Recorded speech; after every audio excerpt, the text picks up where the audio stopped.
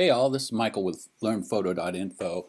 I want to show you today how to restore a highlight that's blown out in an image um, where we've lost detail in the highlight and we want to get the photo back to the way our eye saw it when we took the picture. So we're working with a raw file and we're going to work in Photoshop. What we want to do is open the image in Photoshop, and what we get is the image will open in Camera Raw, which is a plug-in to Photoshop where we can do some adjustments before we take it into Photoshop itself. So in this case we're going to just be working with the exposure slider. This problem is a greater problem on contrasty days, so I'm going to actually act like I overexpose this a little bit just to exacerbate the problem. Maybe I'll just push the whites over too some. So now if we have a picture like this where the highlights have blown out but the rest of the photo looks good, we want to know how to fix that. It's important that you do not crop this photo in Camera Raw, because what we're going to do is make two images with different exposures, and we're going to layer those together. And so we're going to jump right back out and we're going to open that in Camera Raw again, and this time we're going to let's zero this back out, get those closer. And now we're going to push the exposure down until we start seeing some detail in this highlight area, and we're going to ignore the rest of the photo that we want to restore into the final image. So we're going to open that. Now we've got two photos in Photoshop, one that's light, one that's just exposed for the highlight detail. And what we want to do is grab the light version. I'm going to get on a different tool just so that. So on a Mac it's Command A to select all. It's Alt A on a PC. Command C or Alt C to copy. And then we're going to jump over to the dark image, and we'll do Command V or Alt V, depending on if you're a Mac or a PC, to paste. If you look in our layers panel, we've got two photos now. We've got the light sitting on top of the dark. What we're going to do is we're going to erase through to the dark layer just where we want that detail restored. So we'll do that again. And we're going to start by making a selection on the area to work on. We do this so that we won't spill over onto the rest of the image when we're erasing this hole in the top layer.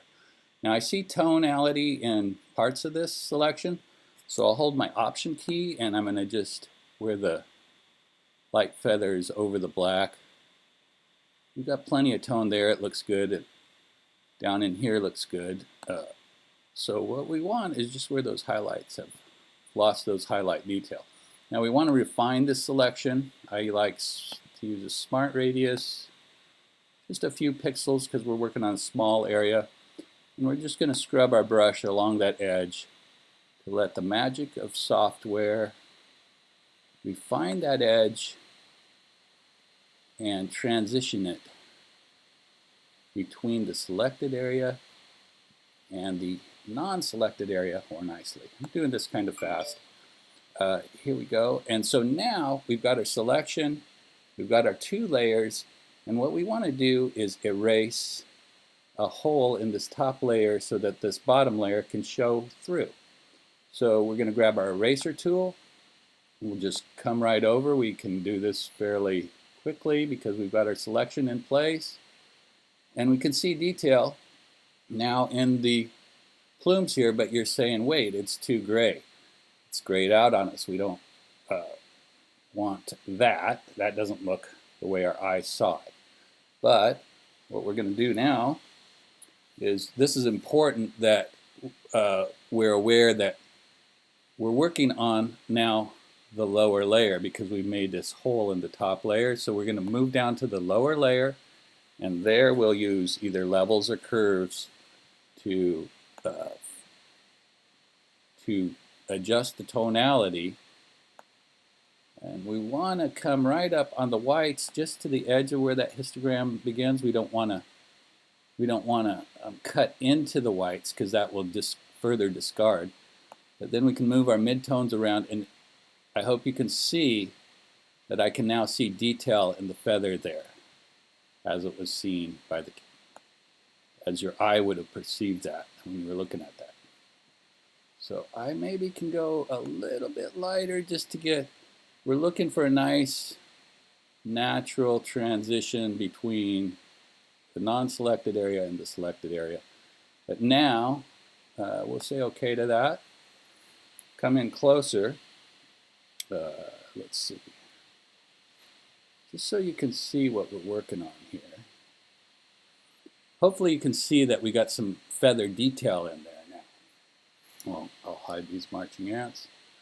And that's basically the trick. So now, if we go back to where we began, where that was blown out, you can see that it's just white.